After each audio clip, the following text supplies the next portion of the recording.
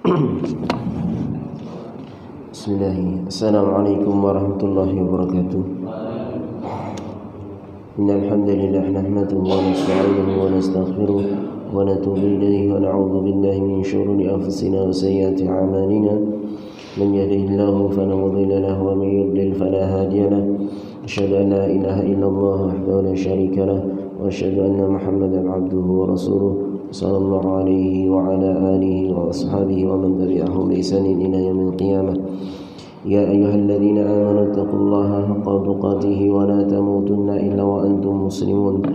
Ya ayyuhan nasu taqu rabbakum alladzi khalaqakum min nafsin wahidah wa khalaqa minha zawjaha wa batha minhuma rijalan katsiran wa nisaa'a wattaqullaha alladzi tasaaluna bihi wal arham innallaha kana 'alaykum raqiba. يا أيها الذين آمنوا اتقوا الله وقولوا قولا سديدا يصلح لكم أعمالكم ويغفر لكم ذنوبكم ومن يطع الله ورسوله فقد فاز فوزا عظيما. أما بعد فإن أصدق الحديث كتاب الله وخير الهدي هدي محمد صلى الله عليه وسلم وشر الأمور محدثاتها وكل محدثة بدعة وكل بدعة ضلالة وكل ضلالة في النار. Jamaah salat subuh rahimani wa rahimakumullah yang dirahmati Allah Subhanahu wa taala dan saya cintai karena Allah Subhanahu wa taala. Alhamdulillah, kita terlebih dahulu panjatkan puji syukur kehadirat Allah Subhanahu wa taala karena dengan taufik dan hidayah dari Allah Subhanahu wa taala sehingga kita mau dan mampu menjalankan ibadah kepada Allah Subhanahu wa taala, di antaranya salat subuh secara berjamaah. Mudah-mudahan Allah Subhanahu wa taala menerima salat subuh yang baru saja kita lakukan dan semoga menjadi pemberat timbangan amal kebaikan kita kelak di hari kiamat. Allahumma amin. Baik. Kemudian seperti biasa kita lanjutkan kajian tentang syarah masail jahiliyah. Kita sampai pada al-mas'alatu tsalitsatu wa tsamanun, yaitu perkara jahiliyah yang ke-83. Qala al-mu'allif rahimahullah, berkata penulis semoga Allah merahmati beliau, yaitu Syekh Muhammad bin Abdul Wahhab, uqufuhum indal qubur, di antara perangai kebiasaan orang-orang jahiliyah yaitu uqufuhum indal qubur, yaitu mereka berdiam diri di sisi kuburan. Ya, di antara kebiasaan mereka berdiam diri di sisi kuburan, artinya mereka berdiam diri di sekeliling kubur dalam rangka untuk merenung, untuk ibadah. Ya, ittikhadhuhu al-qubura a'yadan. Ya, mereka menjadikan kuburan-kuburan itu sebagai tempat-tempat perayaan. Al-a'yadu jam'u 'idin. Maka apa yang dimaksud penulis di sini dengan ayat perayaan, maka kita harus mengetahui terlebih dahulu tentang makna al-a'yad, yaitu id. Al-a'yad jam'u 'idin. A'yad itu jamaknya id. Ya, jadi mufradnya adalah idun. Ya. Jamaknya dengan jamak taksir al-a'yad. Wa huwa ma yatakarraru wa ya'udu. Artinya id itu adalah sesuatu yang berulang dan terus menerus. Ya. Wa huwa yanqasimu ila qismain, dan itu terbagi menjadi dua. Aidu zamani, ya, yaitu perayaan zaman yang ditinjau dari zamannya, seperti apa? Ka'idi Ramadan, atau yang disebut dengan Idul Fitri, ya. Wa Idul Adha, dan juga Idul Adha, ya, perayaan di mana hari tersebut dirayakan dengan sembelihan, ya. Ini namanya perayaan zamani, ya. Zamannya di zaman bulan Idul Fitri atau Syawal, kemudian juga di zaman atau bulan Dzulhijjah, ya, yang kita sebut dengan Idul Adha. Al-qismu tsani, kemudian yang kedua, jenis perayaan yang kedua, Idul Makani, ya, yaitu perayaan tempat, dilihat dari sisi tempatnya. Wa huwa al-makanu alladhi yajtami'u fihi 'ala midari sanah aw 'ala midari al-usbu' aw 'ala midari syahri. Yajtami'u fihi lil ibadati. Idul Makani yaitu perayaan yang ditinjau dari tempat, artinya tempat yang berkumpul di dalamnya dengan kadar waktu tahunan, ya, atau kadar waktunya mingguan, atau kadar waktunya dihitung dari bulanan, ya, setahun sekali di tempat ini misalnya, atau seminggu sekali di tempat ini, atau sebulan sekali di tempat ini, ya. Kemudian diadakan apa? Yajtami'u fihi lil ibadah. Kemudian berkumpul di situ dalam rangka ibadah. Itu namanya Id. Ya, itu juga dinamakan Id. Ya. Kalau yang pertama adalah dilihat dari zamannya ketika Ramadan, kemudian setelah Ramadan berarti Syawal, ya. Itu dirayakan, ya, namanya Idul Fitri. Kemudian di bulan Dzulhijjah, kemudian dirayakan di tanggal 10-nya, maka itu dinamakan Idul Adha. Itu zamani, ya, itu tidak tertentu dengan tempat. Jadi dimanapun seseorang kalau sudah Ramadan, masuk Ramadan, kemudian Syawal, itu nanti akan ada perayaan Syawalnya. Mau dimanapun orangnya, mau di Amerika, mau di Indonesia, ya, di Maroko, di Yaman, Saudi, semuanya sama. Kalau sudah masuk bulan Ramadan, kemudian nanti Syawal, tanggal 1 Syawalnya itu ada perayaan, ya, dirayakan Idul Fitri. Idul Adha juga seperti itu. Kalau sudah tanggal 10 Dzulhijjah, dimanapun tempatnya, ya, dia akan merayakan, seorang Muslim terutama akan merayakan Idul Adha, ya. Adapun yang kedua yaitu perayaan ditinjau dari tempat, ya, dari tempat. Misalnya kalau kaum muslimin seminggu sekali, ya, 1 minggu sekali itu setiap hari Jumat itu merayakan, ya, tempatnya dipastikan harus di masjid, apa? Sholat Jumat.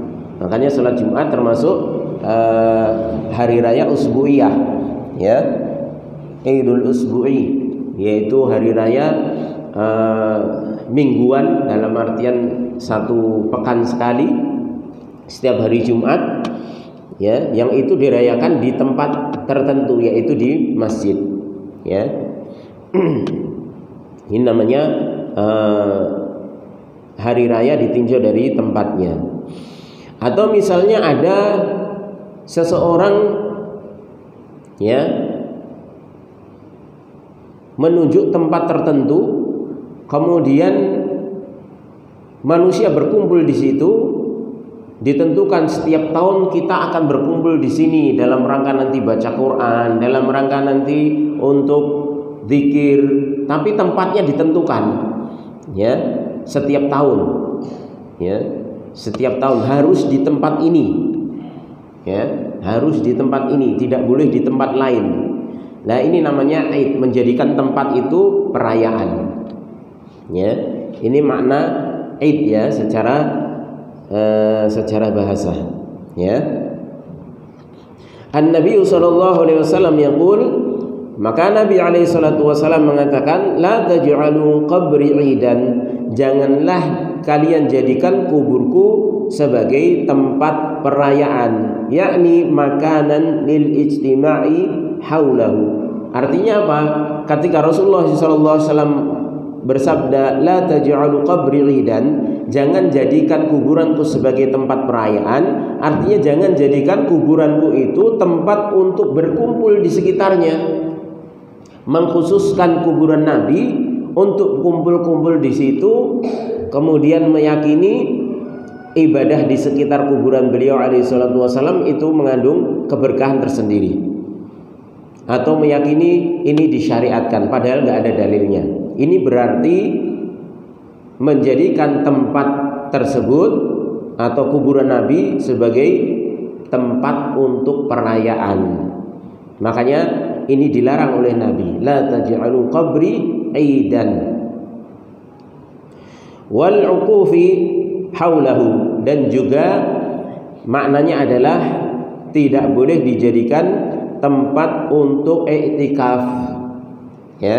Jadi sengaja pergi ke mana, Masjid Nabawi misalnya, kemudian dia meyakini ketika dia ingin i'tikaf di Masjid Nabawi, dia meyakini kalau i'tikaf saya nggak di sekitar Nabi maka nggak afdol, nggak di sekitar kuburan Nabi maka nggak afdol, ya. Ini berarti telah menjadikan kuburan Nabi itu sebagai, ya, sebagai perayaan, ya.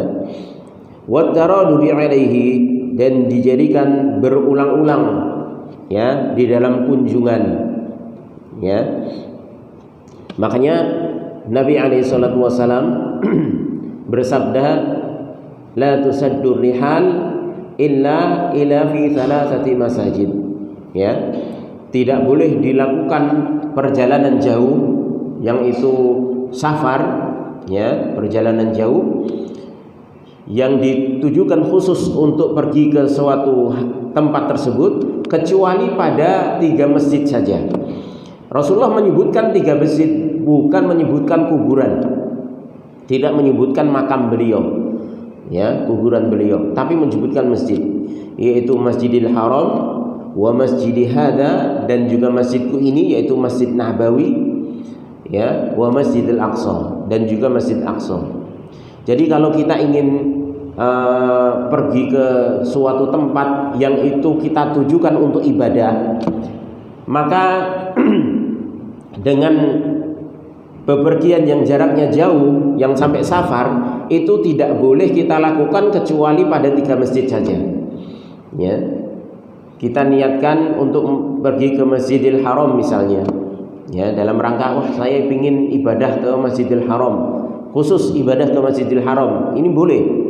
Atau khusus beribadah ke Masjid Nabawi, boleh, disyariatkan. Bahkan khusus pergi ke Masjidil Aqsa, boleh, ya. Tapi kalau saya ingin pergi ke Masjid Demak misalnya, ya, kayaknya saya di sana lebih afdol, apalagi diyakini seperti itu.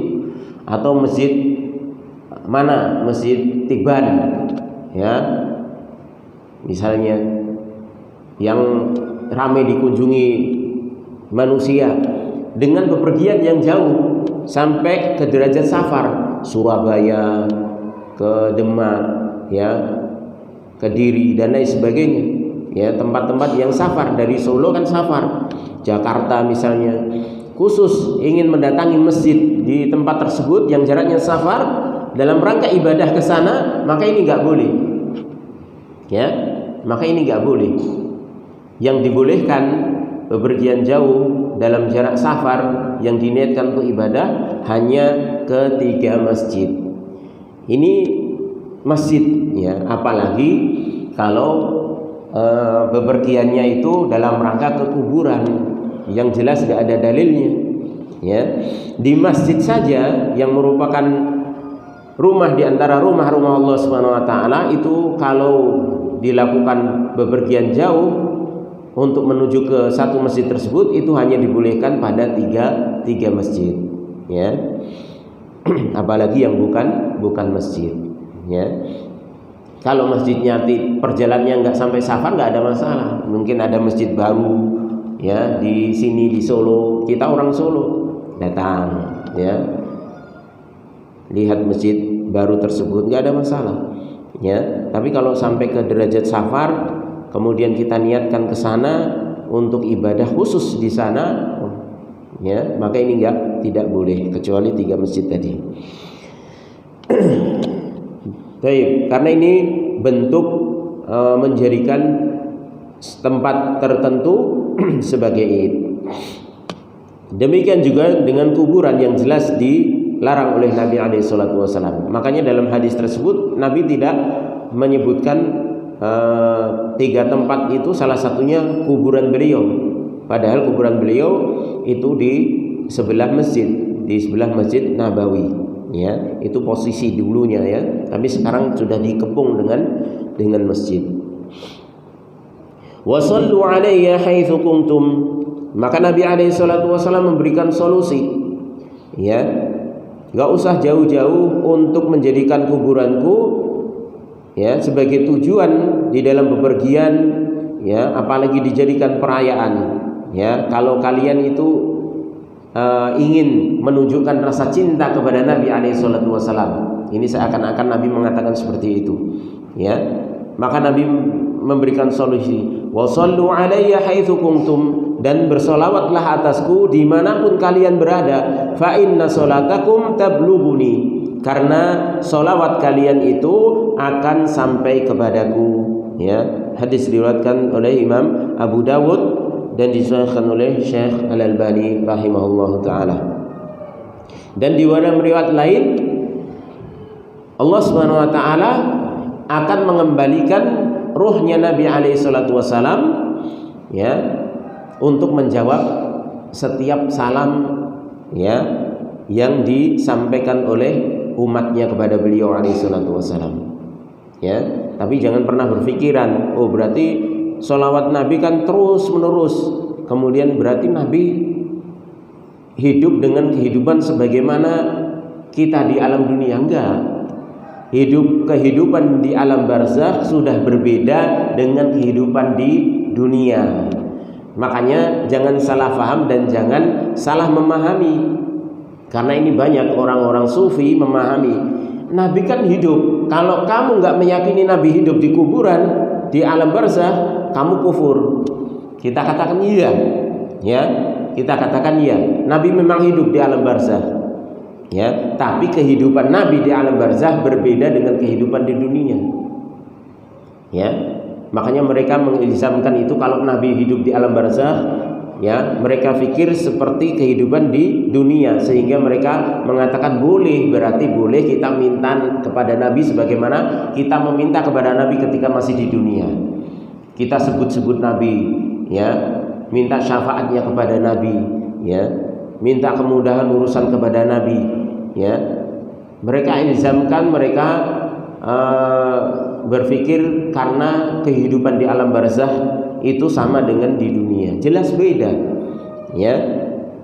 Kehidupan di alam barzakh jelas berbeda dengan kehidupan di dunia, ya.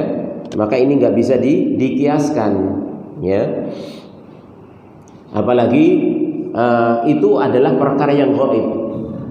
Kalau perkara yang gaib, maka yang kita yakini adalah sesuai dengan apa yang dikabarkan saja, ya. Tidak boleh kita mengkiaskan dengan sesuatu yang kita saksikan, bukan sesuatu yang gaib, ya.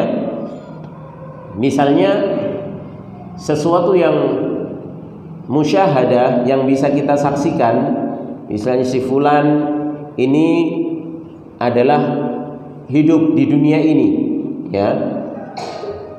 Karena itu suatu hal yang bisa kita saksikan, kita bisa katakan, oh si fulan ini kalau di dunia di rumah ya tidur, ya makan, ya seperti itu. Kenapa kita bisa ilzamkan, kiaskan begitu? Dikarenakan kita saksikan yang namanya manusia kalau hidup di dunia, dia butuh makan, butuh tidur, butuh istirahat, butuh bekerja dan lain sebagainya, ya. Walaupun secara hakikat kita nggak tahu si fulan ini tidurnya bagaimana, makannya bagaimana, kemudian istirahatnya bagaimana, tapi kan kita bisa Mekiaskan dengan yang serupa di dunia ini. Tapi berbeda dengan alam barzah. Siapa yang bisa melihat kehidupan alam barzah? Ya, itu adalah perkara yang gaib. Ketika Allah menghabarkan bahwasanya Dia akan mengembalikan ruh nabinya untuk membalas salam, ya, dari umatnya, maka hanya sebatas itu yang kita yakini. Kita nggak usah pikir macam-macam. Oh, berarti kehidupan Nabi seperti kehidupan di dunia. Nggak sama, ya, nggak sama. Kita hanya diberitahukan bahwasanya di alam barzakh itu ada kehidupan, ya, ada kehidupan, sebagaimana diberitakan oleh Nabi SAW bahwasanya Allah akan mengembalikan ruhnya untuk menjawab salam dari umatnya. Tayyib. Fa inna salatakum tablughuni, karena ketika kalian bersolawat itu akan sampai kepadaku. Falaysa lis-salati 'ala rasuli 'inda qabrihi khasatan, maka tidaklah di sini disebutkan solawat kepada Nabi itu, kepada Rasulullah SAW itu di sisi kuburnya khusus, ya, tidak. Makanya beliau menyebutkan wasallu alayya haitsu kuntum, dan bersolawatlah kalian kepadaku dimanapun kalian berada. Jadi nggak khusus harus di sisi kuburan, ya. Ya, kalau kita pas berada di Masjid Nabawi, kita lewat kuburan beliau, itu memang kita disunnahkan untuk mengucapkan salam, juga salawat kepada beliau alaihissalatu wassalam, ya. Bahkan di kuburan selain Nabi pun bagi kaum muslimin secara umum, ketika kita ziarah kita ucapkan salam, ya. Bahkan kepada orang yang kita kenal di dunia dari teman kita, maka itu pun juga Allah akan mengembalikan ruh dari teman kita yang muslim tersebut kemudian untuk menjawab salam kita, karena dia tahu, ya, Allah memberikan kesempatan untuk menjawab salam kita. Tapi sekali lagi, kehidupan di alam barzakh wallahu alam, hakikatnya hanya Allah Subhanahu wa taala yang tahu. Yang jelas Allah Subhanahu wa taala memberikan kesempatan bagi si penghuni kubur, seorang muslim, ya, yang dia diziarahi oleh temannya yang dia kenal di dunia, maka diberi kesempatan untuk menjawab salam temannya tersebut. Bal salli alaihi fi ayyi makanin fil masyriq aw fil maghrib, bahkan bersolawatlah atas Nabi alaihi salatu wassalam dimanapun tempatnya, baik di belahan timur ataupun belahan barat. Au fi ayyi makanin shalli 'ala rasuli wa yablughuhu dzalik, atau di manapun tempatnya berselawatlah atas Rasulullah sallallahu alaihi wasallam, maka itu akan sampai, ya, akan sampai dari seluruh penjuru dunia. Kaum muslimin ketika berselawat kepada Nabi alaihi salatu wasallam pasti akan sampai, ya. Tidak harus nunggu di dekat kuburannya, ya.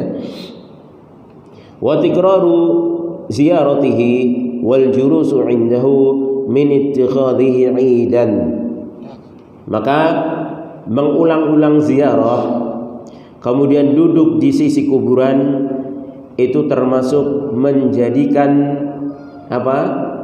kuburan tersebut sebagai tempat perayaan, ya. Wa huwa ya'ulu ila syirki, ya. Maka mengulang-ulang atau menjadikan tempat kuburan itu tempat yang sering dikunjungi, maka itu akan mengantarkan seorang kepada perbuatan syirik, ya. Ini yang dicegah. Pada hakikatnya inilah yang dicegah dalam syariat. Jangan sampai seseorang itu melalui jalan yang jalan itu bisa menghantarkan ke dalam kesyirikan, ya. Jadi tidak langsung kesyirikan tersebut dilarang, ya, secara zatnya. Memang kesyirikan secara zatnya dilarang, akan tapi Allah tidak membiarkan seseorang itu juga berjalan menuju ke sana, artinya jalannya pun akan ditutup. Ya, jalannya pun akan ditutup. Makanya ziarah itu disunahkan, tapi ketika itu berlebih-lebihan maka dilarang. Bukan zat ziarahnya yang dilarang, tapi berlebih-lebihannya di dalam berziarah. Seperti mengkhususkan dalam berziarah. Khusus kalau saya nggak ziarah ke makam Sunan Fulan misalnya seperti itu, kayaknya saya nggak mau ziarah ke tempat lain kecuali ke sana misalnya, ya, maka ini nggak boleh, ya. Bukan masalah ziarahnya yang dilarang, ya. Kita ziarah ke makam Sunan Fulan nggak ada masalah pada hakikatnya. Tapi kalau kita meyakini di sana itu lebih afdal untuk ziarah, maka ini nggak boleh. Wong di kuburan Nabi saja, kalau kita mengkhususkan hanya khusus, ya, pergi ke sana bukan niat untuk ke Masjid Nabawi, tapi saya ingin pokoknya ziarah ke makam Nabi itu saja, ya. Saya nggak ingin sholat di Masjid Nabawi, ya. Saya nggak ingin i'tikaf di Masjid Nabawi, nggak ingin ibadah di Masjid Nabawi, cuma khusus ziarah ke makamnya Nabi. Ini saja nggak boleh. Kenapa? Karena ini termasuk menjadikan kuburan sebagai id, dan ini sudah dilarang Nabi. La taj'alu qabri aidan. Jangan jadikan kuburanku sebagai perayaan. Ya, makanya ziarah tidak boleh dikhususkan dan tidak boleh menentukan hari-hari tertentu. Ya. Nek ora ruah, ora ziarah. Ora nilai wong tua ning kuburan. Ya. Ini juga nggak boleh.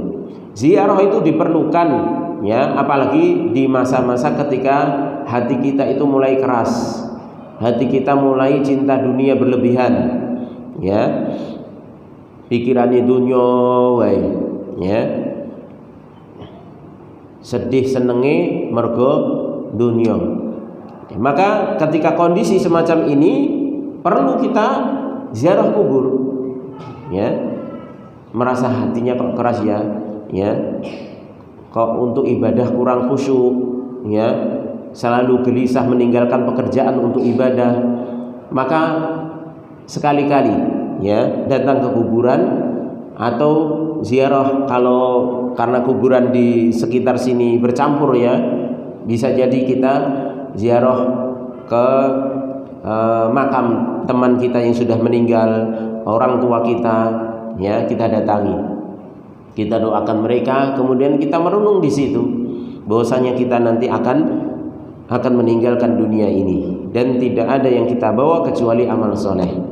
Harta yang kita bawa pun hanya harta yang kita sedekahkan, ya, bukan harta yang kita simpan, bukan bangunan yang kita sudah bangun, ya, itu semua akan kita tinggalkan.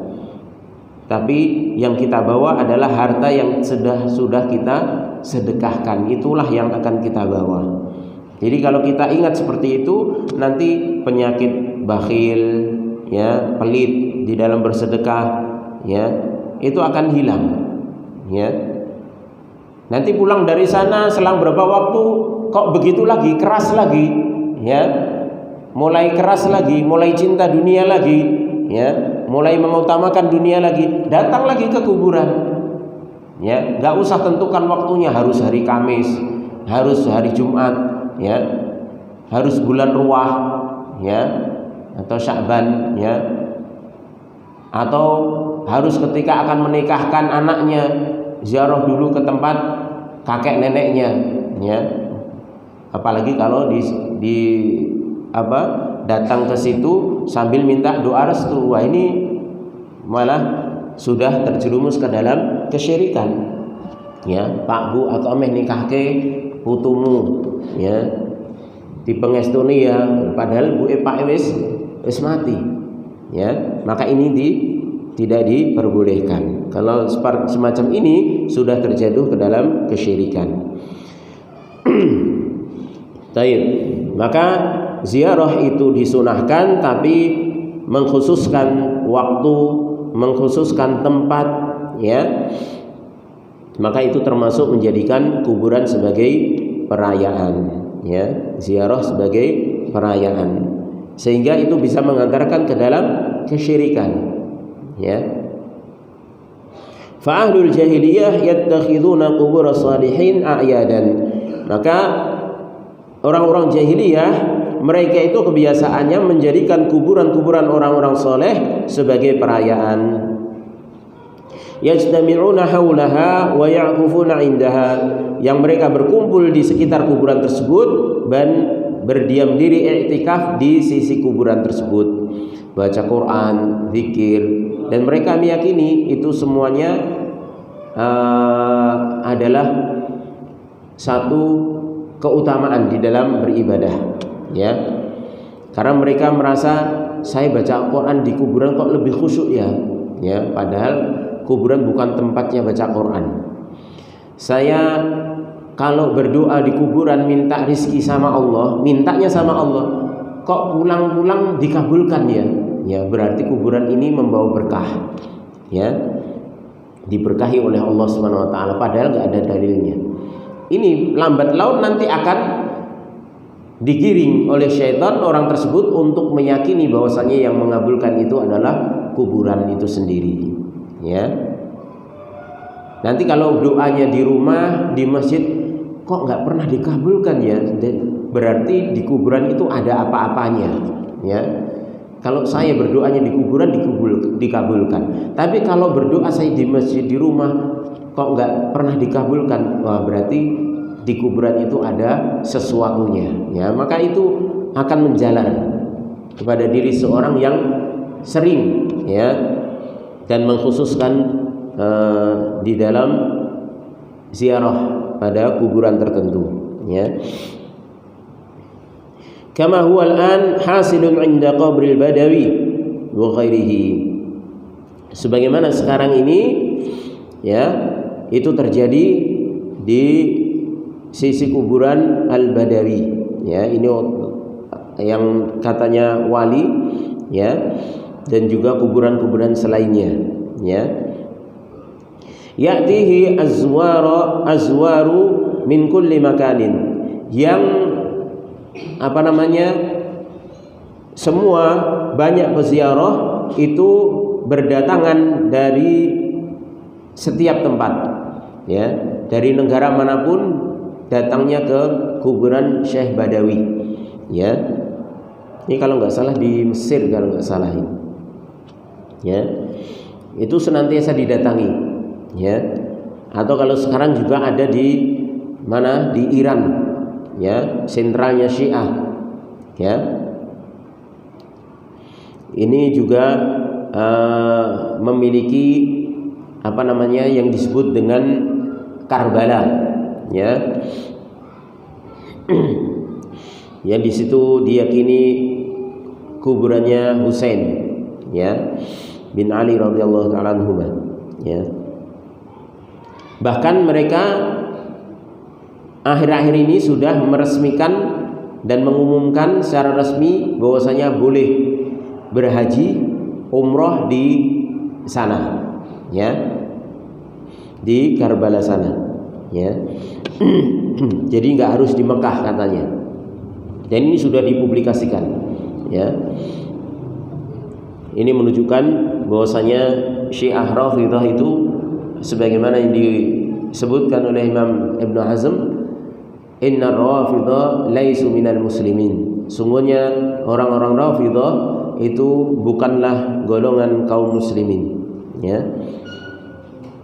Wa hadza min dinil jahiliyah, maka hal semacam ini merupakan agama jahiliyah yang menjadikan kuburan sebagai perayaan.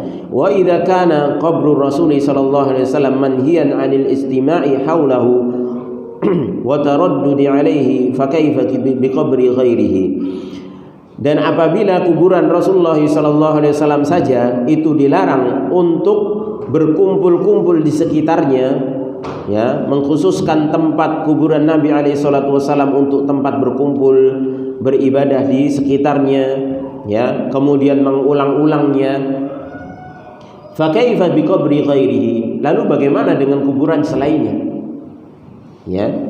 Kuburan manusia yang paling mulia saja itu sudah berpesan orangnya sendiri, Nabi sendiri alaihi salatu wasallam, la taj'alu qabri idan, dan kita tahu makna id itu bagaimana?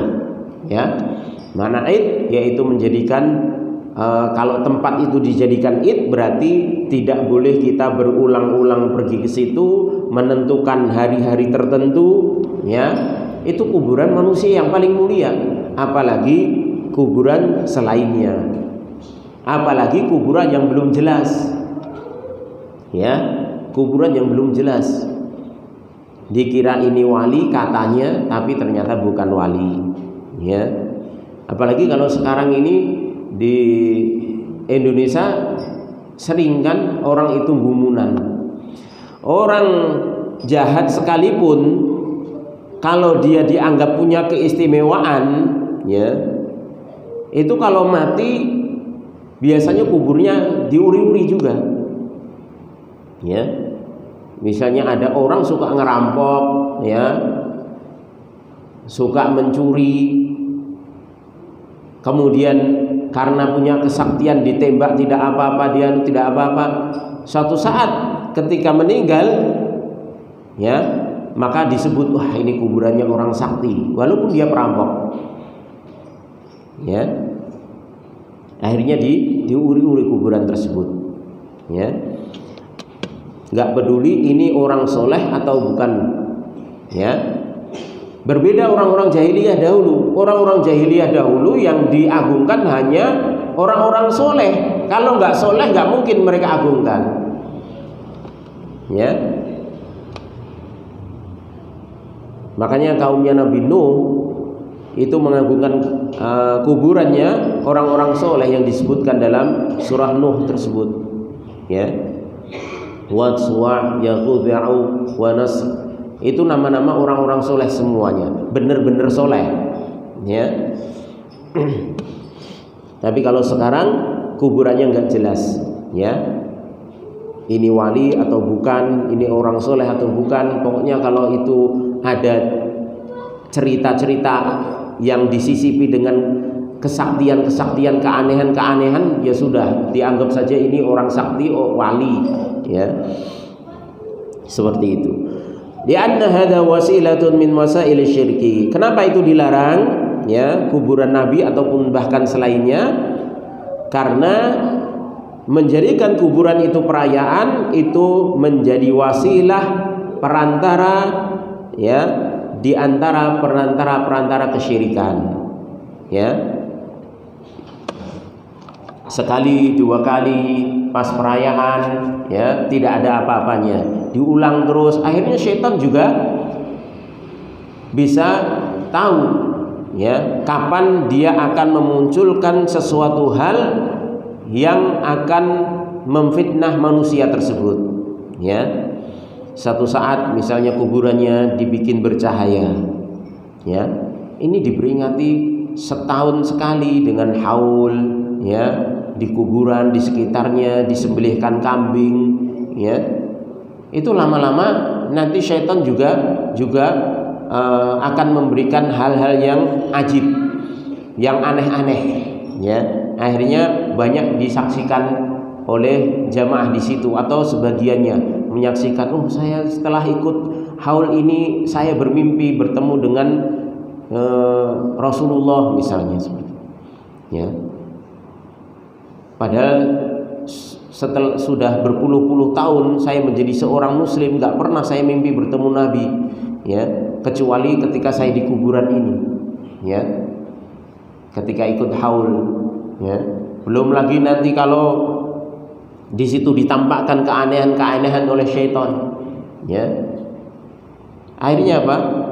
Muncullah keyakinan-keyakinan batil, ya, yang awalnya hanya sekedar ikut-ikutan, yang awalnya hanya sekedar menjadi penggembira saja, merayakan, ya, tidak meyakini apa-apa, masih meyakini semuanya datangnya dari Allah SWT.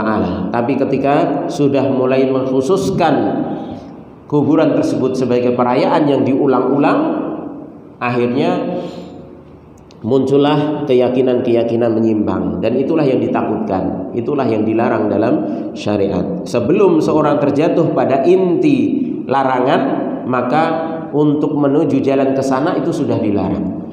Demikian juga zina dilarang, akan tapi Allah menyebutkan larangan di dalam Al-Quran bukan zinanya langsung, tapi jalannya, ya, tapi jalannya. Karena nggak mungkin seorang akan langsung jatuh pada zina, ujuk-ujuk berzina, kecuali pasti ada jalannya.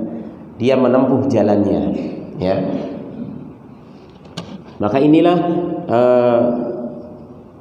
hikmah dilarangnya kenapa menjadikan kuburan sebagai id, agar supaya tidak terjatuh ke dalam kesyirikan. Walamma sa'ala rajulun an-nabiy sallallahu alaihi wasallam annahu nadhara an yanhara ibilan bi Buwanah ismu mawdi', faqala lahu an-nabiy sallallahu alaihi wasallam hal kana fiha wathanun min awthanil jahiliyah yu'bad qalu la, qala hal kana fiha 'idun min a'yadihim ay ijtima' yajtami'una fihi qalu la, qala awfi binadharika fa innahu la wafa'a li nadharin fi ma'siyatillah wala fima la yamliku ibnu Adam. Hadis diriwayatkan oleh Imam Abu Dawud. Dan ketika seorang laki-laki bertanya kepada Nabi SAW bahwasanya laki-laki tersebut seorang sahabat yang tidak disebutkan namanya, ya, bahwasanya dia telah bernazar untuk menyembelih ibil, yaitu onta di Buwanah. Buwanah itu nama satu tempat. Ya, jadi orang ini, sahabat ini punya nazar, ya, tapi nggak disebutkan di sini kisahnya kenapa dia bernazar. Bisa jadi karena mungkin sakit kemudian bernazar, kalau saya disembuhkan Allah saya akan sembelih unta, atau kalau saya punya anak laki-laki saya akan sembelihkan unta, misalnya seperti itu, ya.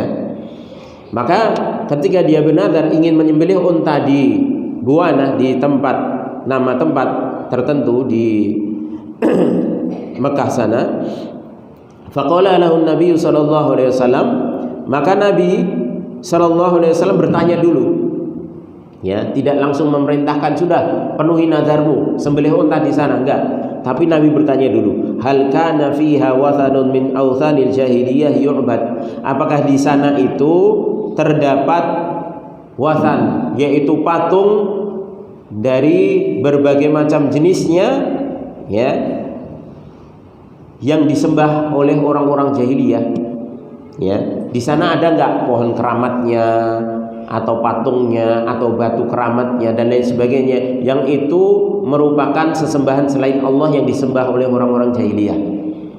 Maka orang tersebut mengatakan, lah, tidak ya Rasulullah, ya.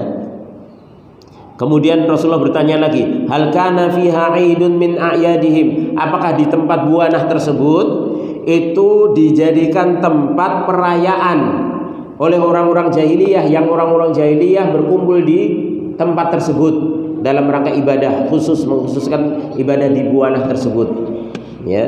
Kemudian para sahabat mengatakan, la, tidak ya Rasulullah, tidak ada patung-patung atau sesembahan-sesembahan selain Allah di sana yang disembah orang-orang jahiliyah, dan tidak pula tempat itu untuk perayaan tertentu, ya. Maka Nabi mengatakan setelah mendapat informasi tersebut, aufi binadarika, ya, tunaikan nadarmu, fa innahu la wafa'a linadarin fi ma'siyatillah, karena sesungguhnya tidak boleh memenuhi nazar di dalam bermaksiat kepada Allah Subhanahu wa taala, ya. Jadi kalau di situ ada patungnya, ada sesuatu yang disembah selain Allah, ya, tempat untuk sajen-sajenan, ya, tidak boleh. Kalau dia sudah bernazar nggak boleh dipenuhi, ya. Kalau tempat itu untuk perayaan-perayaan tertentu, ya, sering digunakan untuk perayaan haul misalnya, ya, maka nggak boleh. Walaupun bernazar ingin sholat di masjid itu misalnya, tapi ternyata masjid itu digunakan untuk perayaan-perayaan haul, apalagi di sekitar itu ada kuburannya, maka nggak boleh, karena ini termasuk maksiat kepada Allah Subhanahu wa taala. Enggak boleh memenuhi nadar dalam rangka maksiat kepada Allah Subhanahu wa taala. Wala fima la yamliku ibnu Adam, dan tidak boleh nazar itu dipenuhi di dalam apa-apa yang tidak dimiliki oleh anak Adam. Artinya apa? Saya ingin nazar nyembelih wedhuse Pak Warsino misalnya. Ya. Aku nek mari wedhuse sapine Pak Warsino, sapi yang duwene. Sapine Pak Warsino meh tak beleh. Ya ini enggak boleh, wong dudu dakane kok meh dibeleh. Ya, mbok kowe mari ya aja beleh, ya, cekal polisi, ya. Maka nggak boleh nazar dalam sesuatu hal yang tidak dimiliki, ya. Asyahid yang menjadi dalil di sini qauluhu, yaitu sabda Nabi alaihi salatu wasalam, hal kana fiha aidun min a'yadihim, yaitu ketika Nabi bertanya kepada sahabat tersebut yang bernazar, apakah di tempat tersebut yang kamu nazar ingin sembelih unta tersebut itu tempat dijadikan tempat perayaan mereka atau enggak, tempat perayaan orang-orang jahiliyah atau tidak, ya. Nah, ini menunjukkan bahwasanya tidak boleh menjadikan tempat-tempat tertentu apalagi kuburan itu sebagai perayaan. Aidun makani, artinya yang dimaksud Nabi itu adalah tempat perayaan yang ditinjau dari tempatnya, ya, perayaan yang ditinjau dari tempatnya. Fadalla ala annahu la yajuzu ittikhadhu makanin mukhassasin lil ibadah. Maka dari sini itu menunjukkan sabda Nabi tersebut bahwasanya tidak boleh menjadikan tempat tertentu dikhususkan untuk ibadah. Tidak boleh. Illa, kecuali ma khassasahu Allah wa rasuluhu, kecuali memang Allah dan Rasulnya mengkhususkan tempat tersebut. Ya. Allah khususkan 3 masjid melalui sabda Nabi alaihi salatu wasalam, ya, karena ada keutamaan, bahkan di 3 masjid tersebut keutamanya lebih dibandingkan masjid yang lainnya. Itu khusus, tapi yang mengkhususkan siapa? Allah dan Rasulnya. Kalau memang Allah dan Rasulnya mengkhususkan tempat tersebut, ya sudah, kita khususkan. Allah khususkan haji, ibadah umroh itu di Mekah, sekitar Ka'bah. Tawaf harus di Ka'bah. Maka kita khususkan pula, nggak boleh kita tawaf di selain Ka'bah. Ya, tawaf di kuburan, ya, ini nggak boleh, ya. Tawaf di masjid tertentu nggak boleh juga. Tawaf harus di Ka'bah, ya. Mau haji, mau umroh ya harus di Ka'bah, karena itu khusus, sudah dikhususkan oleh Allah dan Rasulnya. Kal masajid wa masyairil hajj wal umrah, ini sebagaimana masjid-masjid yang dikhususkan, maka ini boleh kalau memang itu ada kekhususan. Tapi kalau nggak ada kekhususan, ya, cuma katanya itu masjid tiban, ya, ngerti-ngerti enek masjid, ya, ya taruhlah bener, tahu-tahu ada masjidnya, tapi itu nggak ada dalil kalau masjid tersebut, ya, itu memiliki berkah tertentu, harus dikunjungi khusus, bahkan melebihi masjid di Masjidil Haram, Masjid Nabawi, Masjidil Aqsa, enggak boleh, ya. Hatta walaupun kejadiannya seajaib apapun, selama enggak ada dalil, ya, yang menunjukkan tempat tersebut itu utama, maka enggak boleh. Karena yang berhak mengkhususkan tentang keutamaan satu tempat, keberkahan satu tempat, itu hanya Allah Subhanahu wa taala. Ya. Dan juga tempat-tempat haji, ya. Misalnya sa'i itu harus antara Safa dan Marwah, hitungannya juga khusus, ya. Maka sa'i selain di Safa dan Marwah juga enggak boleh. Ya. Atau dibalik juga enggak boleh. Harusnya Safa ke Marwah, tapi Marwah ke Safa. Ini juga nggak boleh, mulainya harus juga khusus karena memang itu dikhususkan di dalam syariat, ya.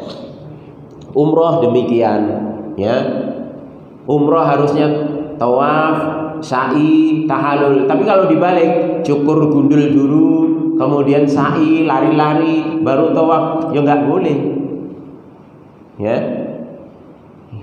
Jadi kekhususan dalam ibadah, baik tempatnya, tata caranya itu harus bersumber dari Al-Quran maupun As-Sunnah.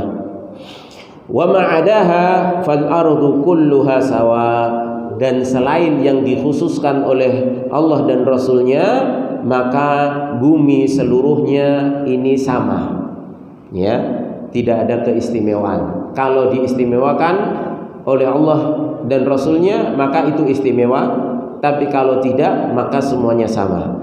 Wa kama qala sallallahu alaihi wasallam, dan sebagaimana sabda Nabi alaihi salatu wasallam, ju'ilat liyal ardu masjidan wa tahuran. Hadis diriwayatkan oleh Imam Bukhari dan Muslim. Dijadikan bagiku, ya, dari bumi itu sebagai masjidan, yaitu tempat untuk sholat dan juga tempat bersuci. Artinya tempat untuk sholat ketika seorang, ya, misalnya dalam perjalanan dia jauh dari masjid, apalagi dia safar, ketika mendapati waktu sholat maka dia sholat di tempat tersebut, ya, sholat di tempat tersebut, di pinggir jalan, ya, atau mungkin di tanah lapang, ya, yang dia dapati sholat di situ, misalnya dia musafir, maka dia sholat di situ. Kalau memang jauh dari masjid, ya. Dan tahuran, tempat bersuci, ya, alat bersuci. Artinya ketika seorang tidak mendapati air, ya, dia di tanah lapang, bekal air hanya cukup untuk minum, maka dia toharohnya, yaitu bersucinya dengan tayamum, ya, dengan tayamum. Itu pun dengan cara-cara yang lebih mudah dibandingkan ketika menggunakan air. Cukup dengan sekali tepukan, ya, atau ada yang mengatakan 2 kali tepukan, kemudian diusapkan ke tangan, kemudian wajah, sudah cukup. Itu sudah mencukupi, tidak usah gulung-gulung di tanah, ya, tidak usah tanah diusapkan semuanya untuk rambut juga dan lain sebagainya, sebagaimana wudhu dengan air, nggak usah, ya. Maka ini kemudahan. Inilah yang menunjukkan bahwasanya semua bumi itu sama, kecuali kalau memang tempat-tempat tersebut dikhususkan, ya.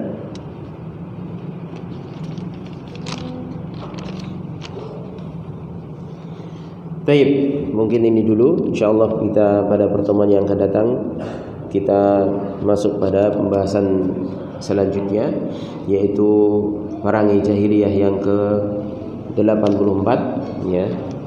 Di sini kita membahas tentang yaitu masalah-masalah kesyirikan. Ini yang paling banyak di dalam kitab Masail Jahiliyah ini, ya. Karena ini memang inti dari tujuan Allah SWT mengutus Rasulullah SAW. Bahkan seluruh para nabi dan rasul itu inti dakwahnya agar supaya manusia kembali mentauhidkan Allah SWT, ya. Makanya Rasul pertama yang disuruh berdakwah oleh Allah SWT yaitu Nuh alaihissalam. Padahal sebelumnya sudah ada Nabi Adam, tapi di zaman Nabi Adam sampai zaman Nabi Nuh itu belum ada kesyirikan. Dosa besar ada, ya, dosa-dosa besar ada, tapi mereka tidak menyekutukan Allah SWT, ya. Barulah ketika di zaman-zaman Nabi Nuh, ya, mulailah kesyirikan pertama kali muncul, dan itu disebabkan dikarenakan hulu berlebihan di dalam mengagungkan orang-orang soleh, kemudian mengagungkan kuburan-kuburan mereka, ya. Maka diutuslah Rasul pertama yaitu Nuh alaihissalam untuk mengembalikan fitrah manusia kepada tauhid, karena memang awalnya manusia itu mentauhidkan Allah Subhanahu wa taala sebagaimana ajaran Nabi Adam alaihissalam, yaitu Abul Bashar, ya, manusia pertama kali yang Allah Subhanahu wa taala ciptakan. Dan inilah makna dari firman Allah Subhanahu wa taala, innallaha la yaghfiru an yushraka bihi wa yaghfiru ma duna dzalika liman yasha. Sungguhnya Allah itu tidak mengampuni dosa menyekutukan dengan Allah Subhanahu wa taala. Artinya kalau orang tersebut tidak mau bertobat sampai mati, maka dosa itu akan dibawa dan tidak akan diampuni oleh Allah Subhanahu wa taala. Ya, artinya terancam kekal di dalam neraka. Ya, kalau dia menyekutukan Allah dengan syirik akbar, ya, dosa syirik yang besar yang bisa mengeluarkan dia dari keislaman, ya. Tapi Allah akan mengampuni dosa yang selainnya, artinya tingkat derajatnya di bawah kesyirikan, ya. Makanya orang yang mentauhidkan Allah tapi dia membawa dosa-dosa besar, maka itu tahta masyiatillah. Kalau dia belum bertobat, maka nanti di akhirat terserah dari kehendak Allah Subhanahu wa taala. Ya, insya'a ghafara. Ya, kalau Allah menghendaki, Allah akan langsung mengampuni. Ya. Allah akan langsung mengampuni. Sebagaimana hadis bitaqah, orang yang didatangkan dengan 99 catatan kejelekan, yang satu catatan kejelekan sejauh mata memandang, tapi dia tidak pernah menyekutukan Allah Subhanahu wa taala. Ya, maka Allah ampuni. Ya. Wa insya'a adzabahu, dan kalau Allah berkehendak pula, Allah akan mengadabnya terlebih dahulu, tapi tidak dikekalkan di dalam neraka. Pasti akan diangkat kembali dan akhirnya akan dimasukkan ke dalam surga. Itu ketika tidak menyekutukan Allah, tauhidnya masih murni.